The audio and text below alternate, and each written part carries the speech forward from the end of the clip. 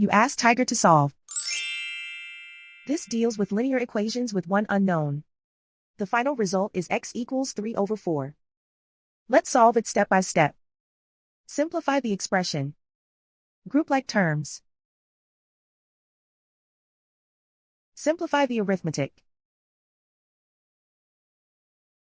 Group all constants on the right side of the equation. Add 1 to both sides. Simplify the arithmetic.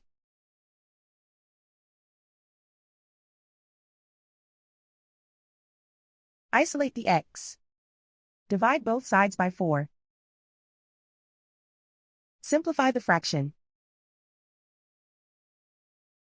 And so the final result is x equals 3/4.